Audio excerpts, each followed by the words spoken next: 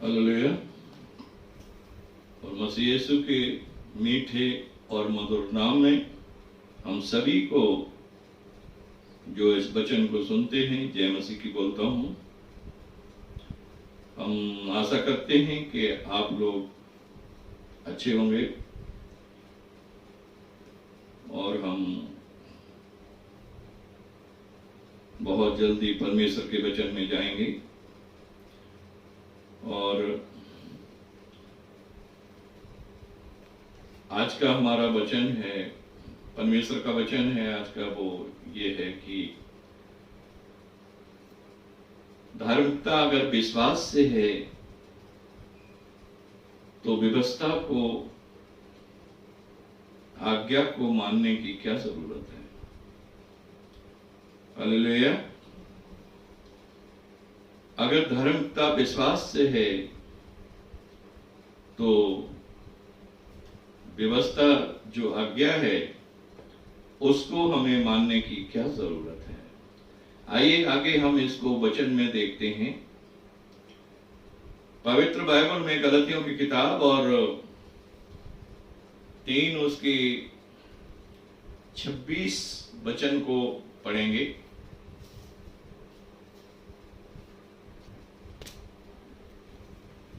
क्योंकि तुम सब उस विश्वास के द्वारा जो मसीह यीशु पर है परमेश्वर की संतान हो। हालेलुया। क्योंकि तुम सब उस विश्वास के द्वारा जो मसीह यीशु पर है परमेश्वर की संतान हो। जिन्होंने विश्वास किया मसीह यीशु पर, उसे उसने परमेश्वर की संतान होने का अधिकार दिया। हम जब मसीह यीशु पर विश्वास करते हैं तो परमेश्वर की संतान के रूप में तब्दील हो जाते हैं। पवित्र बाइबल यहाँ पे कहती है और गलतियों 3 की 27 आयत में ऐसे लिखा हुआ है, और तुम में से जितनों ने मसीह यीशु में बपतिस्मा लिया है उन्होंने मसीह यीशु को पहन लिया है। और तुम में से जितनों ने मसीह यीशु के नाम से बपतिस्मा लिया है उन्होंने मसीह यीशु को पहन लिया है। हालेलुया। जब हम मसीह यीशु पर विश्वास करने के द्वारा परमेश्वर की हजूरी में आते हैं और उसके नाम से जब बपतिस्मा लेते हैं तो हम बदल जाते हैं। परमेश्वर का धन्यवाद हो। हम मसीह यीशु के समान बन जाते हैं। इसमें लिखा है कि उन्होंने मसीह यीशु को पहन लिया है। उसकी समानता में बनना, उसको पहन लेना, ये हमारे जीवन का बदलाव है जिसके द्वारा हम उसकी संतान बन जाते हैं। जैसे मसीह परमेश्वर का पुत्र था और जब हम मसीह यीशु के स्वभाव में आते हैं और मसीह यीशु को पहन लेते हैं तब उसकी संतान के रूप में तब्दील हो जाते हैं। परमेश्वर का धन्यवाद हो। आगे हम वचन में पढ़ते हैं, इसी वचन में पढ़ेंगे और गलतियों 3 की 21 आयत को जब हम पढ़ते हैं, हालेलुया, तो क्या व्यवस्था परमेश्वर की प्रतिज्ञाओं के विरुद्ध में है? कदापि नहीं, क्योंकि यदि ऐसी व्यवस्था दी जाती जो जीवन दे सकती तो सचमुच धार्मिकता व्यवस्था से होती। हालेलुया। परमेश्वर का वचन कहता है तो फिर क्या व्यवस्था खराब है? क्या व्यवस्था ना मानी जाए?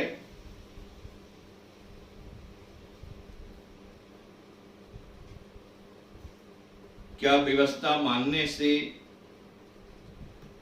हम उस जीवन को नहीं पा सकते?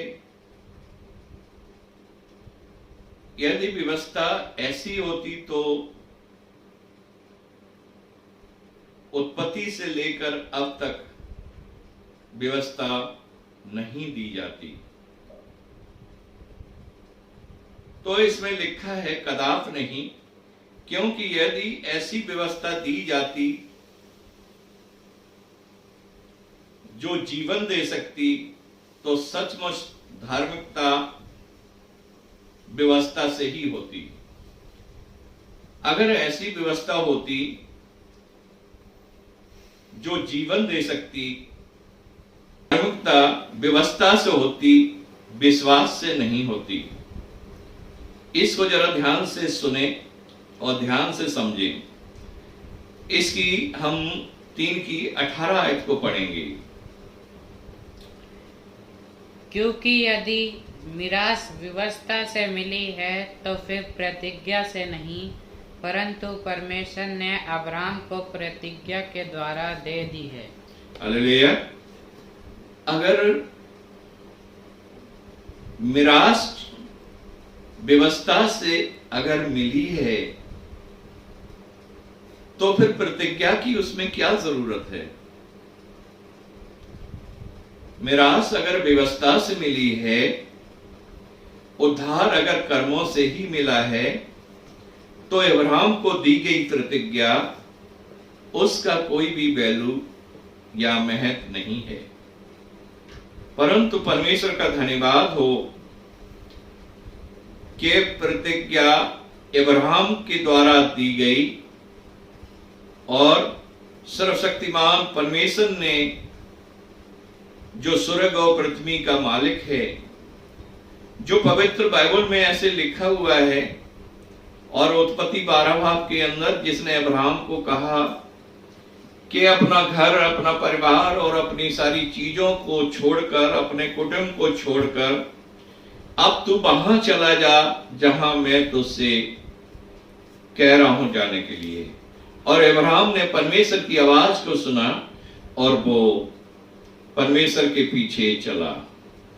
और जब वो उस स्थान पर पहुंचा जहां परमेश्वर ने उसे ले जाके रखा था, तब परमेश्वर ने कहा कि ये जो जमीन जो तू देख रहा है, ये जो जगह देख रहा है, ये मैं तेरे वंश को दूंगा।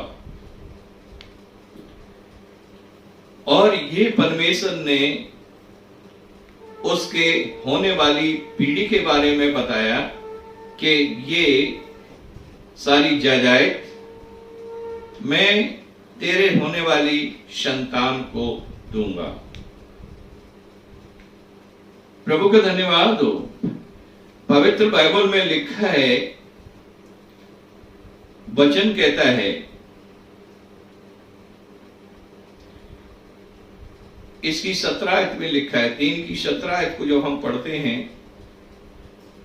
पर मैं ये कहता हूँ, जो वाचा परमेश्वर ने पहले से पक्की की थी, उसको व्यवस्था 430 वर्ष के बाद आकर नहीं टाल सकती कि प्रतिज्ञा व्यर्थ ठहरे।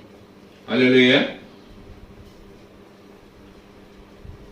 यहाँ पे बिल्कुल क्लियर करके बताया जाता है कि जो वाचा परमेश्वर ने अब्राहम के साथ बांधी थी और उस वाचा को, उस प्रतिज्ञा को व्यवस्था 430 साल इस्राएलियों के ऊपर प्रभुता करने के बाद भी उसको टाल नहीं सकी और लास्ट में वो पूरी हुई।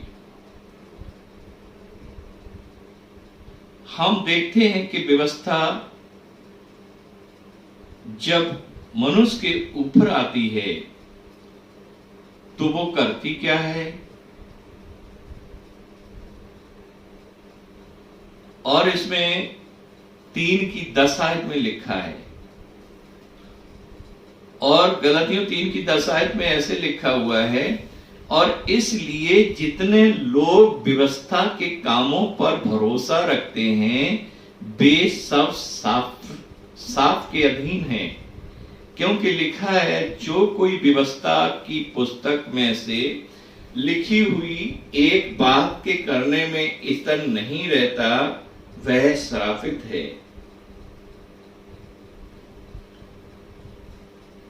परमेश्वर का धन्यवाद हो। 11 आयत में लिखा है, पर ये प्रकट है कि व्यवस्था के द्वारा परमेश्वर के यहां कोई भी धर्मी नहीं ठहरता, क्योंकि धर्मी जन विश्वास से जीवित रहेगा। अब यहां पे फिर वही बात आती है, क्या व्यवस्था ना मानी जाए? अगर व्यवस्था नहीं मानी जाती तो 430 साल इस्राएलियों को गुलामी में रहने की क्या जरूरत थी? परमेश्वर का धन्यवाद हो। पवित्र बाइबल में निर्गमन की किताब के अंदर लिखा है 15:26 में, और मूसा के द्वारा ये परमेश्वर का हुक्म है, उनकी आज्ञा है कि यदि तुम मेरी विधियों को ध्यान से सुनो,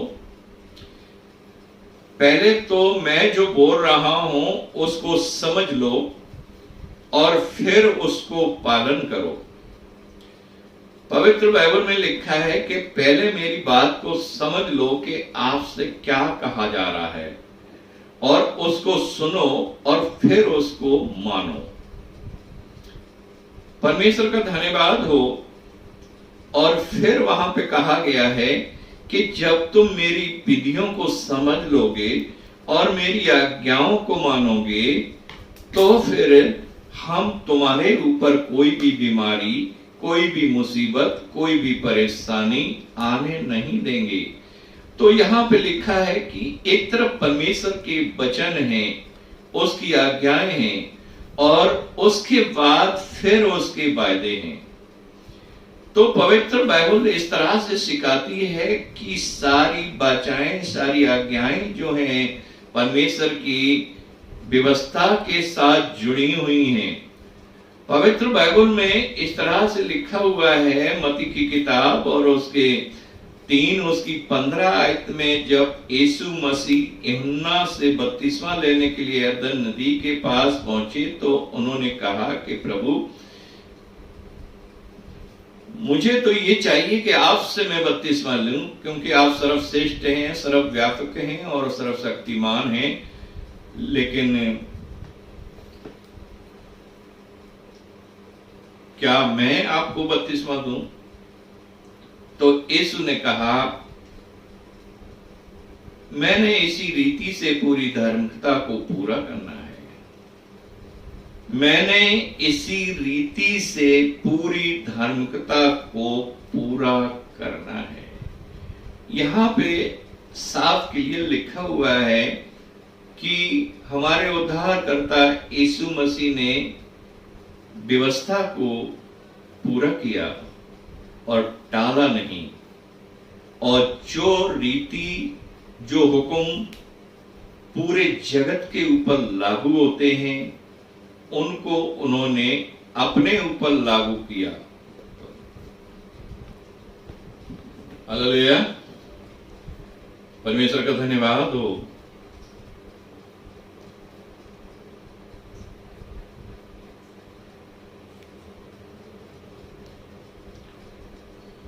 हम पवित्र बाइबल में ऐसे पढ़ते हैं,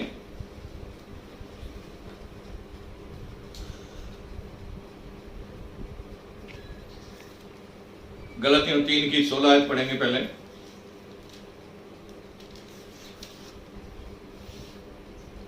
अतः प्रतिज्ञाएं अब्राम को और उसके वंश को दी गई। ये वह नहीं कहता वंशों को, जैसे बहुतों के विषय में कहा, पर जैसे एक के विषय में कहा, कि तेरे वंश को, और वह मसीह है। हालेलुया। और यहां पे लिखा हुआ है, और गलतियों 3:16 में लिखा हुआ है, और प्रतिज्ञाएं अब्राहम को और उसके वंश को दी गई। और वह यह नहीं कहता कि वंशों को, सिर्फ वंश को, और वो वंशों के लिए नहीं कहता है, वह वंश के लिए कहता है, जैसे बहुतों के विषय में नहीं पर एक के विषय में कहता है, और वह मसीह है। और सारी प्रतिज्ञाएं मसीह यीशु में होके जब लागू होती हैं, और सारी धार्मिकता यीशु में होके लागू होती है, लेकिन हमें इसको ध्यान से समझने की जरूरत है।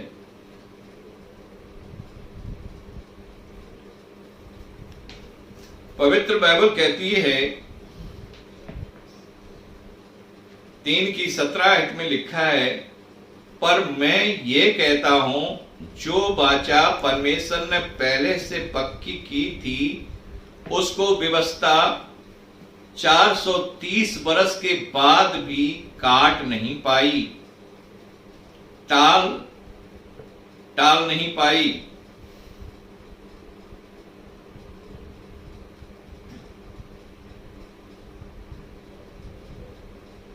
क्योंकि यदि मिरास व्यवस्था से है तो फिर प्रतिज्ञा से नहीं, परंतु परमेश्वर ने अब्राहम को प्रतिज्ञा के द्वारा ये दे दी। तो अब सवाल ये उठता है, इसकी 19 आयत में लिखा है कि फिर व्यवस्था क्यों दी गई? तो व्यवस्था क्यों दी गई? क्या व्यवस्था को छोड़ दिया जाए?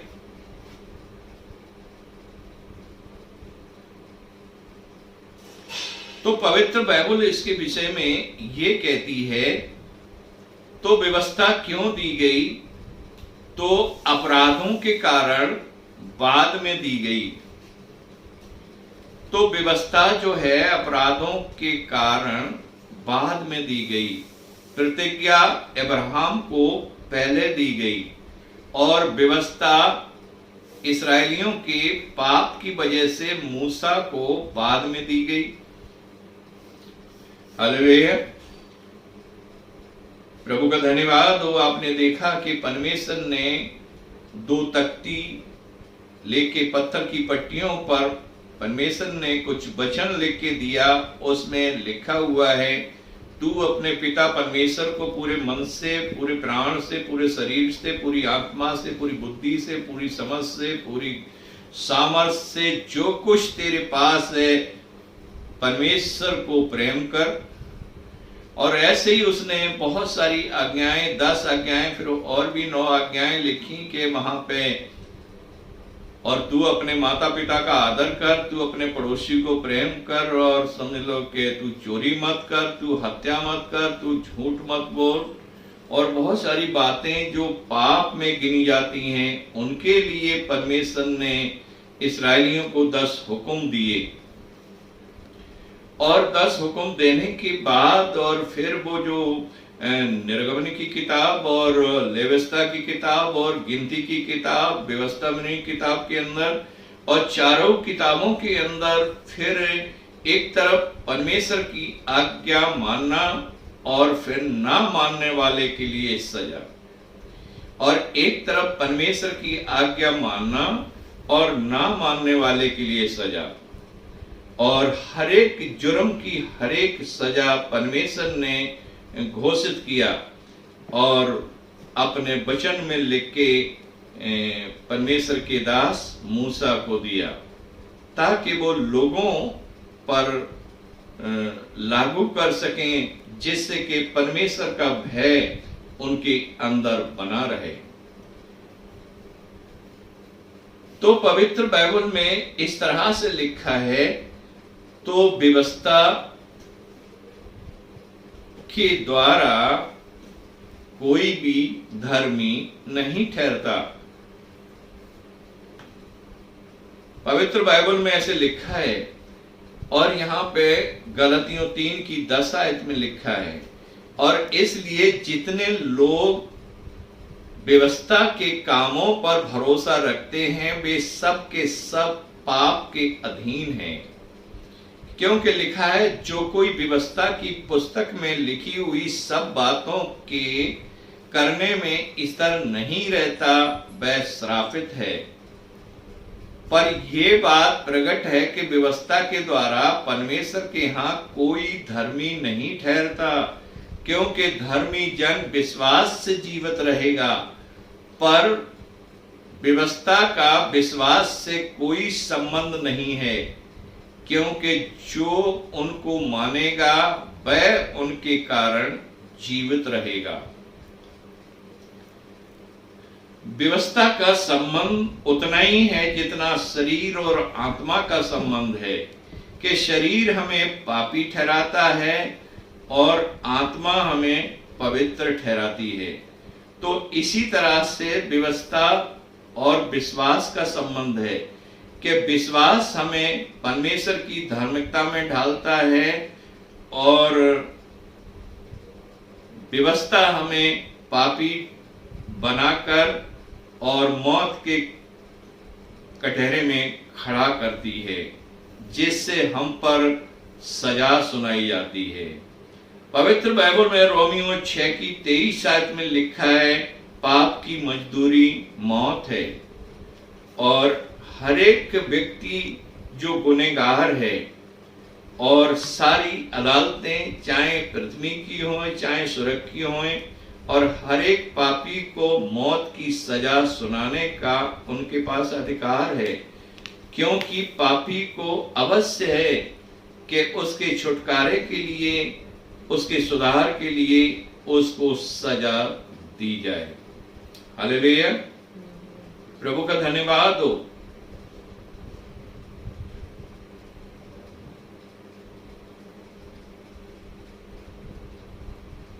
हालेलुया। अब हम पवित्र बाइबल में गलतियों की किताब और 3 की 1 आयत को पढ़ते हैं। हे निर्बुद्धि गलतियों, किसने तुम्हें मोह लिया है? तुम्हारी तो मानो आंखों के सामने यीशु मसीह क्रूस पर दिखाया गया। हालेलुया।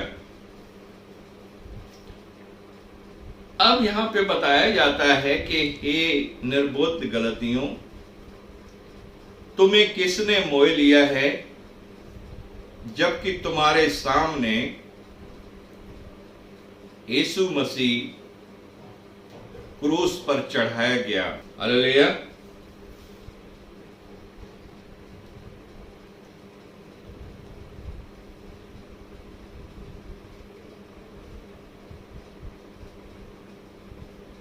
अब मैं तुमसे केवल यह जानना चाहता हूं कि तुमने आत्मा को व्यवस्था से पाया है या विश्वास से। तो आप समझ सकते हैं कि जो व्यवस्था आपको दोषी ठहराती है और पापी बनाती है, उसके द्वारा आपने पवित्र आत्मा को, परमेश्वर के लेपालक उस पुत्र का अधिकार नहीं पाया है, बल्कि विश्वास से पाया है। तो पवित्र बाइबल कहती है 3 की 3 में, तो क्या तुम ऐसे निर्बुद्ध हो कि आत्मा की रीत पर आरंभ करके अब शरीर की दशा पर इसको अंत करोगे? आपने इन बातों को अच्छी तरह से समझ लिया है और आप सुन रहे हैं कि व्यवस्था क्या है। व्यवस्था वो है जो हमें आपको हमारी गलती का एहसास दिलाती है और वो ये सिखाती है कि ये तूने गलती की है तो इसकी ये है सजा। हालेलुया। और सजा का मतलब है दुख उठाना। और फिर वो जब हमारी परीक्षा होती है, हम दुख उठाते हैं, हम मुसीबत से गुजरते हैं, क्योंकि जिस तरह से इस्राएली रात और दिन वहां मिस्र में, गोशन में कोड़े खाते थे और जबरदस्ती उन पर काम कराया जाता था और उनके शरीरों में यातनाएं पहुंचाई जाती थी, दुख पहुंचाया जाता था और रात और दिन वो सताए जाते थे, इसलिए कि वो अपने पापों का प्रायश्चित कर सकें। और जब वो समझ लें कि हमारी गलती है और जब वो समझ लें कि हम जिस परमेश्वर की आराधना करते हैं वो सच्चाई का परमेश्वर है और उसके अंदर कोई पाप नहीं है और वो पाप को पसंद नहीं करता, और इसलिए जब वो वहां पर सर्वशक्तिमान परमेश्वर को पूरे मन से और हृदय की गहराई से जब उसके सामने विलाप करें और उसको पुकारें, तब वह उनको छुड़ाए। हालेलुया। पवित्र बाइबल में लिखा हुआ है गलतियों 3:4 में, तो क्या तुमने इतना दुख व्रत ही यूं उठाया, परंतु कदाचित व्रत नहीं, आपका दुख बेकार नहीं जाना चाहिए। आपने जो मसीह यीशु के लिए उसकी मिरास में परमेश्वर की जाने के लिए जो परेशानियां उठाई हैं, वो व्रत नहीं जाना चाहिए।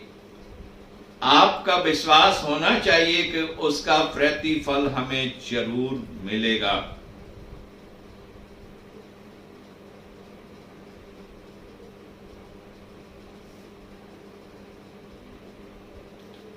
पवित्र बाइबल में लिखा हुआ है, हम याकूब की पत्री 2:20-21 को पढ़ेंगे। पर हे निकम्मे मनुष्य, क्या तू ये भी नहीं जानता कि कर्म बिना विश्वास व्यर्थ है? जब हमारे पिता इब्राहिम ने अपने पुत्र इसहाक को वेदी पर चढ़ाया, तो क्या वह कर्मों से धार्मिक ना ठहरा था? हालेलुया। यहाँ पे लिखा हुआ है कि हे मनुष्यों, क्या तुम नहीं जानते कि कर्म के बिना विश्वास मरा हुआ है? तो क्या इब्राहिम ने उस प्रतिज्ञा को जो परमेश्वर ने उनके वंश को दी थी, क्या कर्म करके नहीं पाया? क्या परमेश्वर की आज्ञा के अनुसार अपने पुत्र, इकलौते पुत्र इसहाक को उन्होंने उस पहाड़ के ऊपर जहां परमेश्वर ने मुकर्रर किया था उसको बलिदान चढ़ाने के लिए नहीं ले गया? तो अब आप समझ सकते हैं कि इब्राहिम ने कर्म किया और ये उसकी नजर में धार्मिकता गिनी गई, जिसके द्वारा वो वाचा जो परमेश्वर ने इब्राहिम के साथ बांधी थी वो पक्की हो जाए। हालेलुया। प्रभु का धन्यवाद हो। और गलतियों 3:5 में लिखा है, जो तुम्हें आत्मा दान करता और तुम में सामर्थ के काम करता है, वह ये व्यवस्था के कामों से या सुसमाचार पर विश्वास से ऐसा करता है। और जैसे व्यवस्था परमेश्वर की जो आज्ञा है हमारे सुधार के लिए है, तो परमेश्वर का धन्यवाद हो कि जब हम परमेश्वर की पवित्र आत्मा को जो उसके पुत्र यीशु मसीह में है, जिन्होंने कहा कि मैं व्यवस्था की हर एक बिंदु, हर एक मंत्रा और हर एक पद को पूरा करने के लिए आया हूं, उसको खत्म करने के लिए नहीं आया हूं। तो यहाँ पवित्र बाइबल में इस तरह से लिखा है कि वो फिर हर एक बात को परमेश्वर जो सर्वशक्तिमान है अपने पुत्र यीशु की आत्मा के द्वारा हमारे जीवन में पूरा करता है। और पवित्र बाइबल में गलतियों 3:6 को हम पढ़ रहे हैं। अब्राहम ने तो परमेश्वर पर विश्वास किया और ये उसके लिए धार्मिकता गिनी। प्रभु का धन्यवाद हो। अब्राहम ने परमेश्वर पर विश्वास किया। अभी आप पढ़ चुके हैं याकूब की पत्री 2 उसकी 20-21 में। अब्राहम ने परमेश्वर पर विश्वास किया और ये उसके लिए धार्मिकता गिनी गई। परमेश्वर का धन्यवाद हो।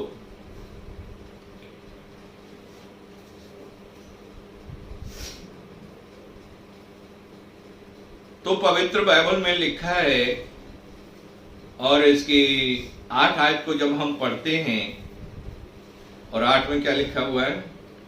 और पवित्र शास्त्र ने पहले ही से ये जानकर कि परमेश्वर अन्य जातियों को विश्वास से धर्मी ठहराएगा, पहले ही से अब्राम को ये सुसमाचार सुना दिया कि तुझ में सब जातियां आशीष पाएंगी। हालेलुया। और ये हमारे लिए बड़ी खुशी की खबर है। और यहाँ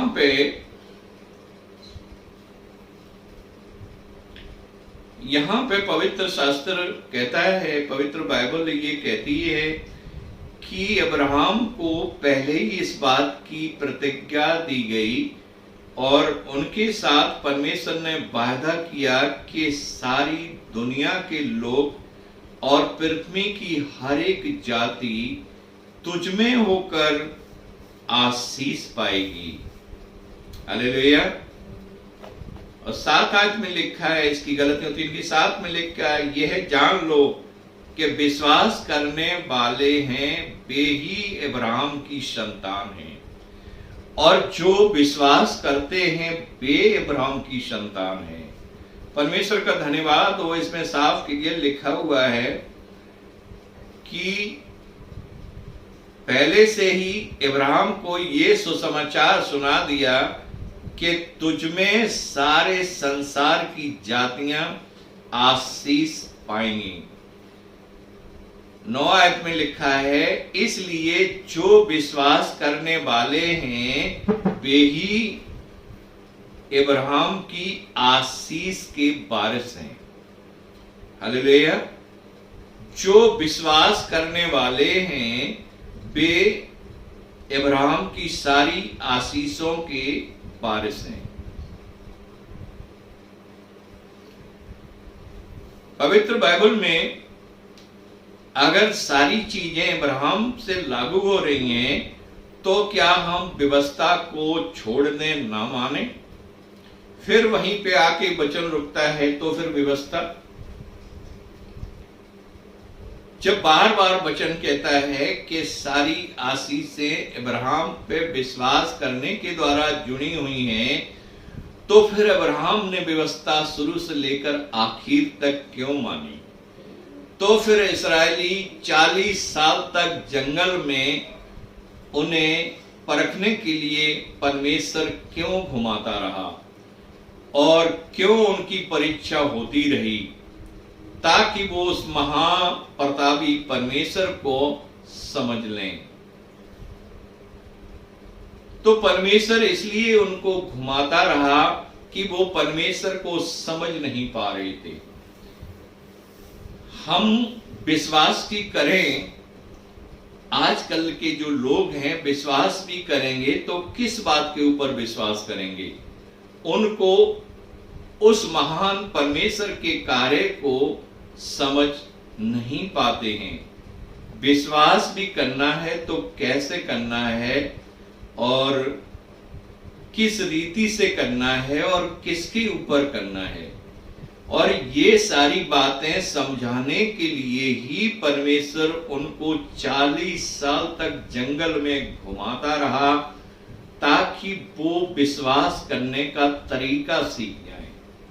पवित्र बाइबल में लिखा हुआ है, ईसाया और 43 उसकी 10 आयत में लिखा है, सर्वशक्तिमान परमेश्वर ने कहा कि आप पहले मेरे पास विश्वास करने या आने से पहले ये समझ लो कि मैं कौन हूं।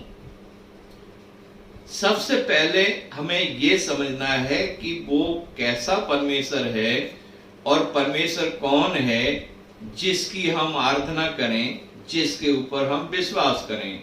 जब तक हमें ये समझ नहीं आएगा हमारा विश्वास सफल नहीं होगा। और इसलिए हमारी विश्वास की सफलता को पाने के लिए हमें विश्वास की सफलता को पाने के लिए हमें व्यवस्था की अधीन में रखा जाता है। और इसलिए रखा जाता है कि हम व्यवस्था के द्वारा विश्वास करने का पूरा तरीका सीख जाएं, कि बगैर विश्वास के, बगैर व्यवस्था के हम विश्वास की परिभाषा कभी भी समझ नहीं पाएंगे। तो इसीलिए जैसे अब्राहम ने व्यवस्था को माना और कर्म किया और वो उसकी नजर में पूरा किया गया, परमेश्वर की नजर में पूरा हुआ। प्रभु का धन्यवाद हो। पवित्र बाइबल में लिखा हुआ है, उत्पत्ति 17 उसके पहले दूसरे पद में लिखा है, परमेश्वर ने अब्राहम से कहा, मेरी उपस्थिति में चल और सिद्ध होता जा। परमेश्वर का धन्यवाद हो। यहाँ पे परमेश्वर के दास की उम्र 99 साल की हो गई है। और 99 साल का तो काफी बुजुर्ग होता है, लेकिन अभी भी परमेश्वर कह रहा है कि मेरे साथ बैठना सीख, मेरे साथ चलना सीख, मेरी उपस्थिति को समझना सीख, मुझे समझना सीख। और जब तू सिद्ध हो जाए फिर मैं तुझे आशीष दूंगा। परमेश्वर आपको सिद्ध बनाना चाहता है। परमेश्वर आपको, पवित्र बाइबल में लिखा हुआ है, हम पवित्र बाइबल में पढ़ते हैं पहला यूहन्ना की पत्री और 2 उसके 3 वचन को, यदि हम उसकी आज्ञाओं को मानेंगे तो इससे हम जान लेंगे कि हम उसे जान गए हैं। हालेलुया। और यूहन्ना की पत्री 2 उसके 3 पद में लिखा है, और हम उसकी आज्ञाओं को मानते हैं। यदि हम उसकी आज्ञाओं को मानते हैं, इससे हम जान लेते हैं कि हम उसे जानते हैं। हालेलुया। प्रभु का धन्यवाद हो।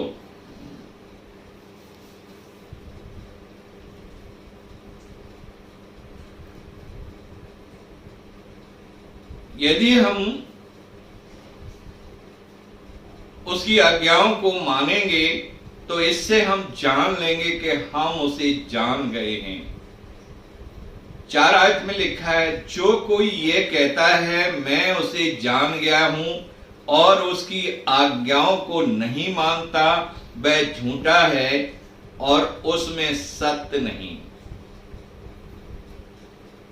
पवित्र बाइबल में यूहन्ना की इंजील और उसके 8 की 31 आयत में ऐसे लिखा है कि जब तुम मेरी आज्ञाओं को मानोगे, और 32 में लिखा है, तो सत्य को जानोगे और सत्य तुम्हें आजाद करेगा।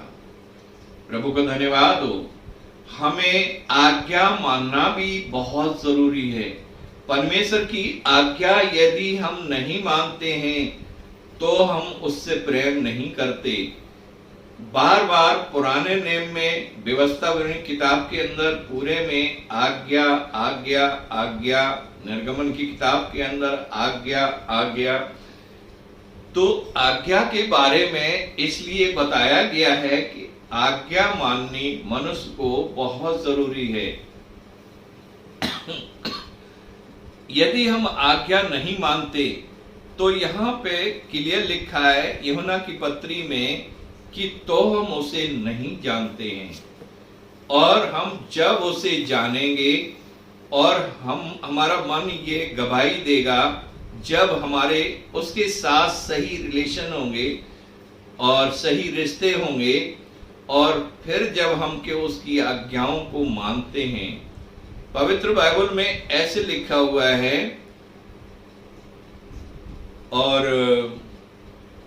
यूहन्ना की पत्री 2 उसके 6 वचन में लिखा है, कोई ये कहता है कि मैं उसमें बना रहता हूं और उसे चाहिए कि आप भी वैसे ही काम करें जैसे यीशु मसीह करते थे। हालेलुया, प्रभु का धन्यवाद हो। उसे वैसे ही काम करना चाहिए जैसे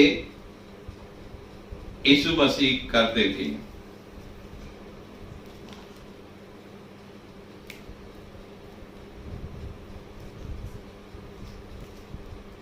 हालेलुया, प्रभु का धन्यवाद हो। हालेलुया। और गलतियों 3 की 22 आयत में लिखा है, गलतियों 3 की 22 आयत में लिखा है, परंतु पवित्र शास्त्र ने सबको पाप के अधीन कर दिया ताकि वह प्रतिज्ञा जिसका आधार यीशु मसीह पर विश्वास करना है और विश्वास करने वालों के लिए पूरा किया जाता है। हालेलुया।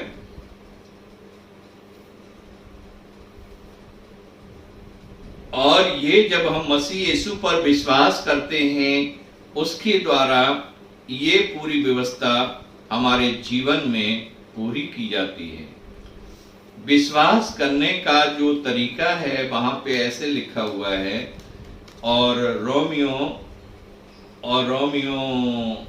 8 उसके 10, रोमियो 10 की 9 आयत में लिखा हुआ है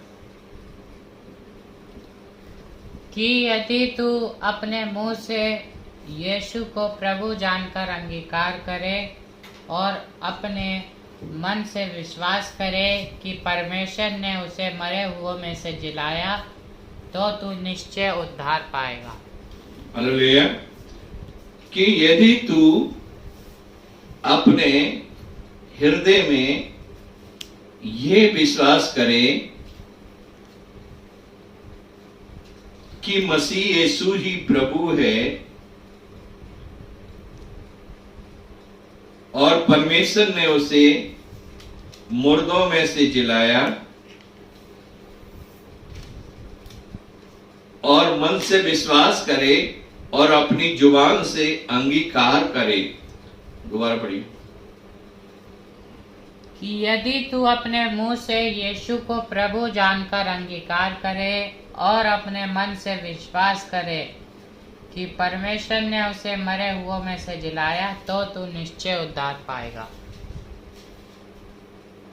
कि यदि तू प्रभु यीशु को प्रभु जानकर अंगीकार करे और अपने मन में ये विश्वास करे कि परमेश्वर ने उसे मुर्दों में से जिलाया, तो तू निश्चय ही विश्वास करेगा, निश्चय ही उद्धार पाएगा।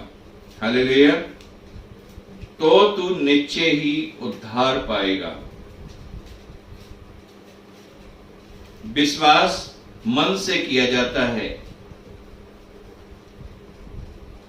अंगीकार जुबान से किया जाता है।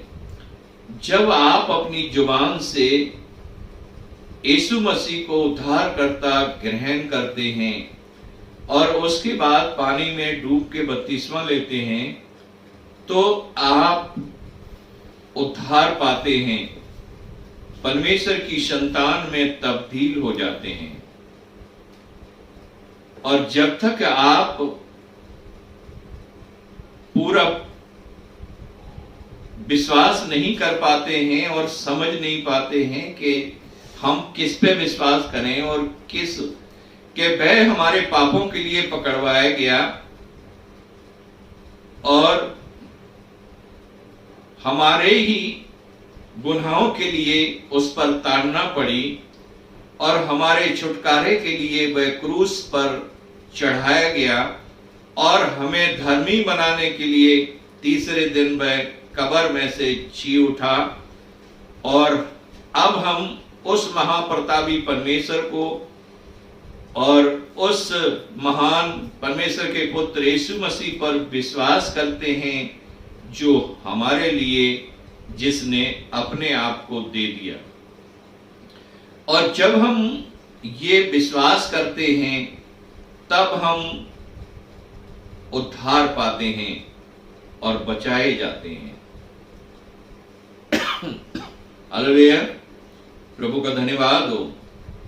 अब हम गलतियों 4 भाग की पहली आयत पढ़ते हैं। मैं ये कहता हूं, और 4 की पहली आयत में लिखा है कि मैं ये कहता हूं कि वारिस जब तक बालक है, यदि सब वस्तुओं का स्वामी होने के बाद भी फिर भी वह दासों के हाथ में सौंपा जाए,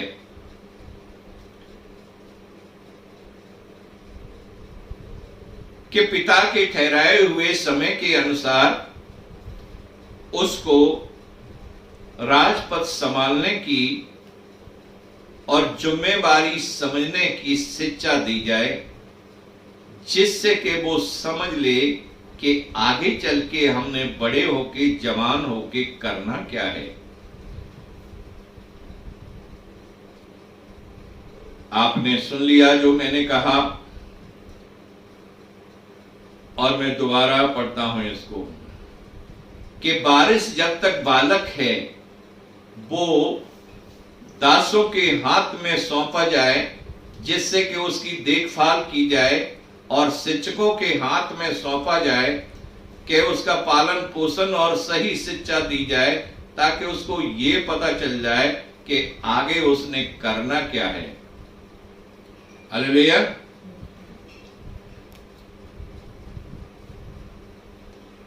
आइए हम पवित्र बाइबल से पढ़ेंगे गलतियों और 3 की 23 आयत को पढ़ेंगे। पर विश्वास के आने से पहले व्यवस्था की अधीनता में हमारी रखवाली होती थी, और उस विश्वास के आने तक जो प्रकट होने वाला था, हम उसी के बंधन में रहे। हालेलुया। और यहाँ गलतियों 3 भाग उसकी 23 आयत में लिखा है, पर विश्वास के आने से पहले व्यवस्था की अधीनता में हमारी रखवाली होती थी। जब हम मसीह यीशु को नहीं समझ पा रहे थे, परमेश्वर पिता को नहीं समझ पा रहे थे, तो व्यवस्था ने हमारे ऊपर प्रभुता की और ताड़ना दे देकर हमें शिकाया और डांटा और कोड़े लगाए और सही शिक्षा दी, जिससे कि हम उस सच्चाई को जहां हमने पहुंचना है, जैसे अभी गलतियों के 4 के 1-2 पद को आपने सुन लिया अच्छी तरह से, कि जब तक राजकुमार छोटा बच्चा है तब तक वो शिक्षकों के हाथ में और दासों के हाथ में सौंपा जाए कि उसकी परवरिश की जाए। तो व्यवस्था का काम क्या है कि वो हमारी परवरिश करने के लिए अपने हाथों में लेता है, ताकि हमें हमारा सुधार करे और वो हमें सिखाए कि हमारी गलती कहां कहां पे हो रही है। और इसलिए इस्राएलियों को 40 साल परमेश्वर जंगल में उनकी गलतियां सुधरवाने के लिए घुमाता रहा, कि वो समझ लें कि उनकी गलती कहां कहां पर हो रही थी। इसीलिए हर एक मनुष्य को जो मसीह यीशु में होकर परमेश्वर की संतान में तब्दील होने जा रहा है, उससे पहले कि व्यवस्था की सारी अधीनता में, सारी बातों की अधीनता में उसने रहना है और सही शिक्षा पाकर और सही उसको अपने जीवन में लागू करके और उस वचन की अधीनता में आगे बढ़ना है।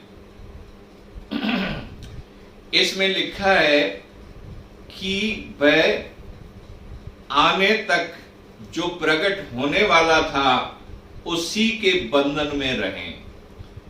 जब तक हम विश्वास में मजबूत नहीं हो जाते, हमें चाहिए कि हम व्यवस्था की अधीनता में रहें। तो व्यवस्था जो है हमारा पालन पोषण करने वाला, हमें सिखाने वाला हमारा शिक्षक है। यहाँ पर बिल्कुल क्लियर होके बताया गया है। गलतियों 3 उसकी 23 आयत को जब हम पढ़ रहे हैं, प्रभु का धन्यवाद हो, अब हम इसकी 24 आयत को पढ़ते हैं और 24 आयत में ऐसे लिखा हुआ है कि व्यवस्था मसीह तक पहुंचाने के लिए हमारी शिक्षक है। तो अब आपने समझ लिया प्रभु के बच्चों, और आपने सीख लिया है कि व्यवस्था मसीह यीशु के पास पहुंचाने के लिए हमारे साथ टीचर का काम करती है, और वो हमारी शिक्षक ठहरी कि हमें सुरक्षित और बिल्कुल समझदार और बुद्धिमान बनाकर उस महाप्रतापी परमेश्वर के पुत्र यीशु मसीह की अधीनता में लेकर उपस्थित करे, जहां से हमारे जीवन बदल जाते हैं, जहां से अब शुरू होता है कि जिन्होंने विश्वास किया वे परमेश्वर की संतान होने के लिए परमेश्वर ने उन्हें अधिकार दिया। प्रभु का धन्यवाद हो। इसकी 25 आयत में लिखा है,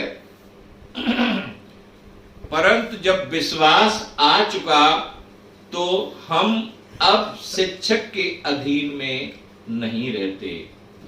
परमेश्वर का धन्यवाद हो।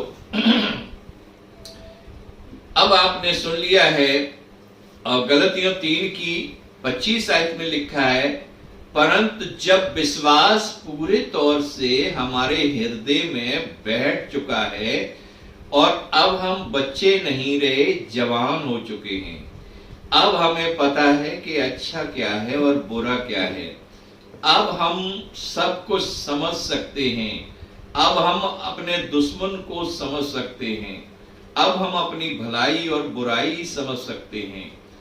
तो अब व्यवस्था ने क्या किया कि अब हमें जवान बनाकर और विश्वास की अधीनता में डाल दिया कि अब हम विश्वास करें और उद्धार पाएं। हालेलुया। आइए हम पवित्र बाइबल से पढ़ेंगे गलतियों 3 की 26 आयत।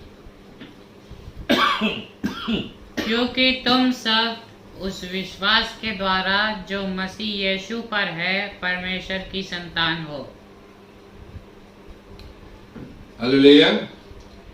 तो अब व्यवस्था ने क्या किया आपके साथ?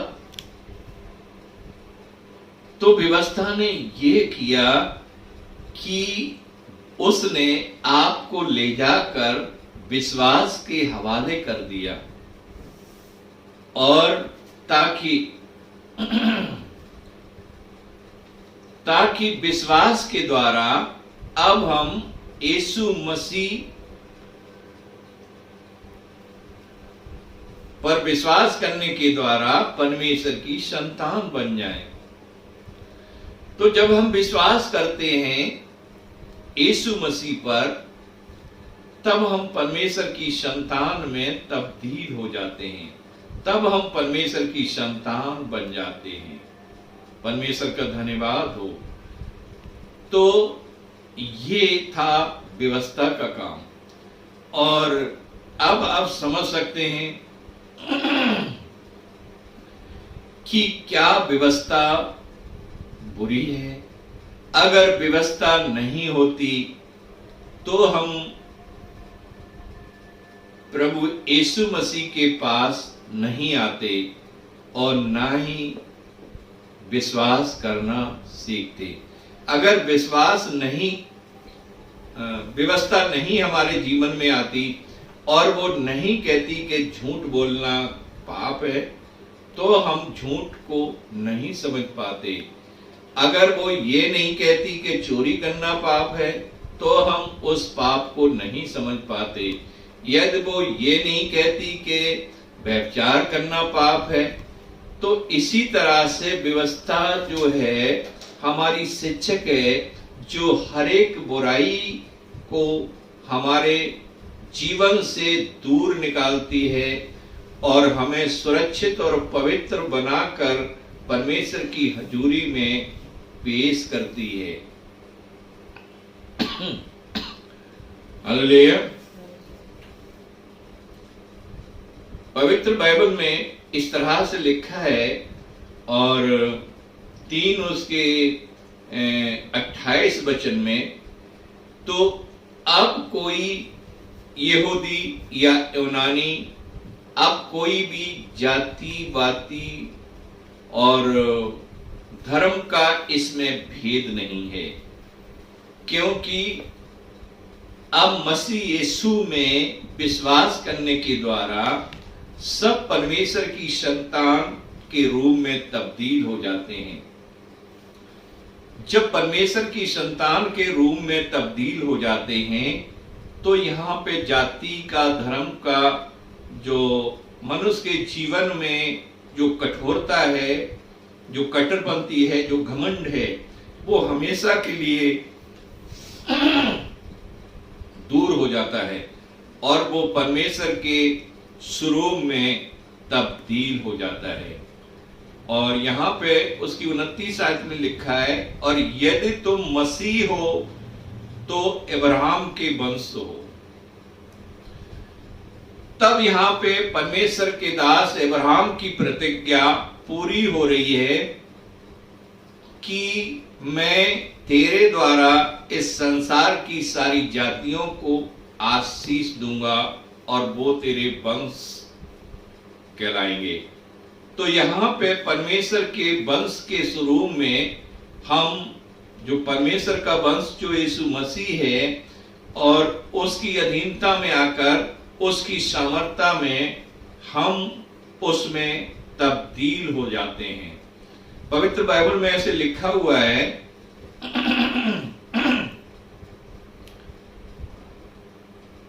हालेलुया। और गलतियों 4:6 आयत में लिखा है, और तुम जो पुत्र हो, इसलिए परमेश्वर ने अपने पुत्र का आत्मा, जो हे अब्बा हे पिता कहकर पुकारता है, हमारे हृदयों में भेजा है। इसलिए अब दास नहीं, परंतु तुम पुत्र हो, और पुत्र हो इसलिए परमेश्वर की सारी संपत्ति के वारिस भी। प्रभु का धन्यवाद हो। यहां पवित्र बाइबल में लिखा हुआ है कि जब हम उसके पुत्र में तब्दील होते हैं, तब परमेश्वर करता क्या है कि वही आत्मा जो यीशु मसीह के अंदर है, जो हमेशा परमेश्वर को पिता कह के पुकारता था, अब्बा कह के पुकारता था, हमेशा उसकी हजूरी में रहता था, वैसे ही हम भी परमेश्वर की हजूरी में रहना सीख जाते हैं। और जैसे यीशु मसीह बार बार पिता कह के पुकारता है, हम भी उसे फिर पिता कह के पुकारते हैं। और इस तरह से पवित्र बाइबल में यूहन्ना की